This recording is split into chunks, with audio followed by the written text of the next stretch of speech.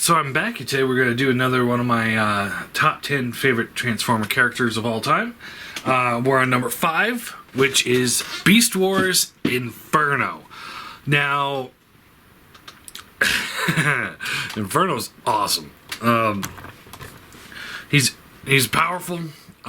He's, of course, like everything in the Beast Wars. One of my few gripes of the show is that things would show up.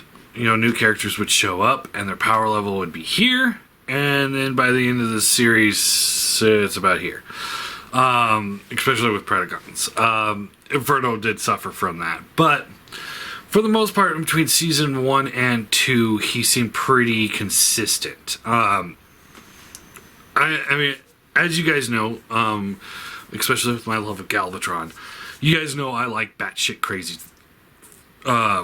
figures or characters, and he is batshit fucking crazy. He's strong. He's one of the only, I think, stasis pods in the show that actually landed safely. Didn't crash land, didn't have all this damage to it, and he scanned a fire ant, but while it was programming him with like the maximal stuff, that's when Tarantulas pulled the chip out, and you see it all sparking, and then he put in the Predacon chip, and I think that's what fried up his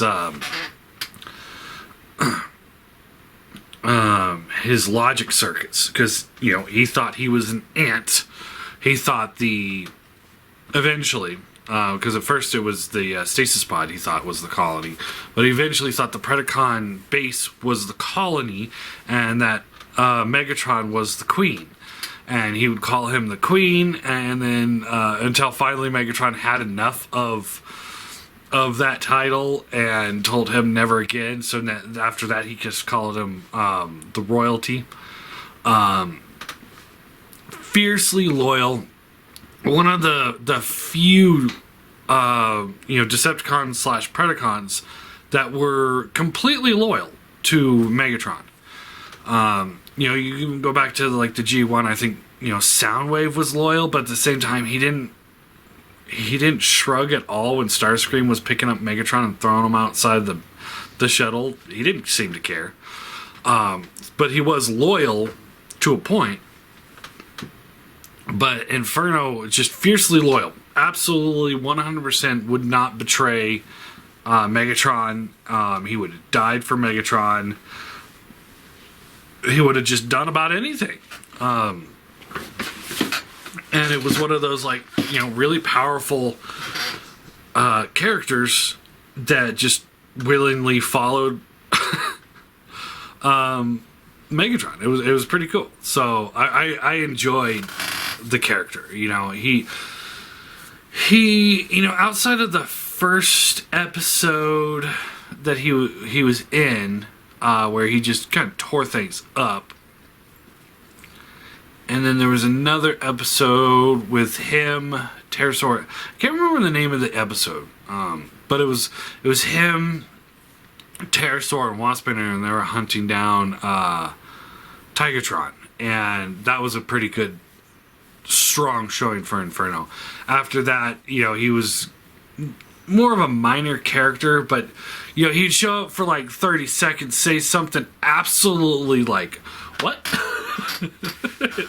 I almost always get a chuckle out of him, or chuckle because of what he's doing, and then I'm always like, that is just so metal. There's a scene which, it's super cheesy, but I thought it was pretty awesome for him when him and Black Arachnia are going on this covert mission. Which, why would you send Inferno on a covert mission? But she's like, "Are you ready to rock and roll?" He's like, "I don't rock and roll, I burn." It's like, dude, I thought it was hilariously bad, and it's still to this day. It's one of those moments that I always think back to. And just shit that he would do is just, he's always the first to just start blasting you know, and having such a berserker that is also so powerful, and yeah, I just loved him. I mean,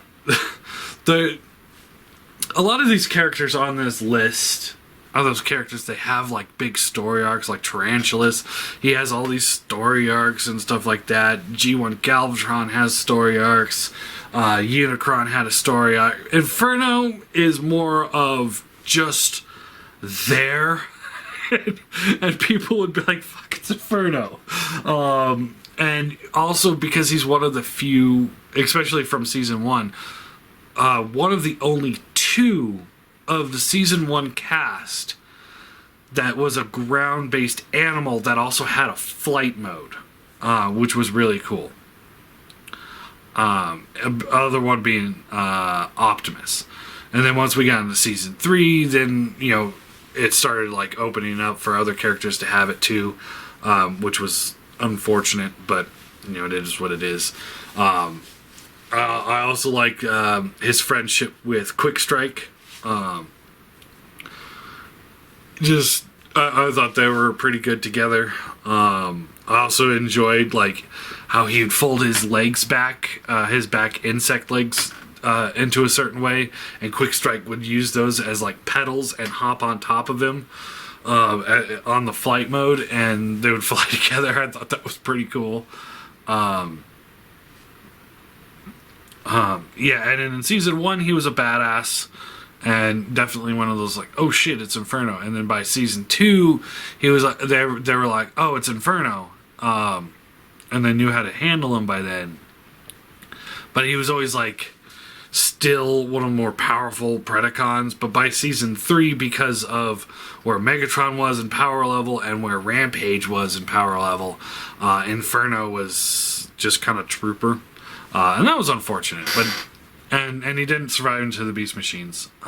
He was killed in the last episode, very unceremoniously, and that was also one of the things I really liked about it, because he's just, you know, Megatron has control of the Nemesis, and he's trying to kill a bunch of proto-humans, and Inferno's like, no, I'm down here, and it's like Megatron's still hitting the button, and it's like, you know, maybe he didn't see Inferno, but I like to think that he did, and he's just so over that whole, like, my royalty, my highness, the colony, like, I'm so done with you, and he just kills him.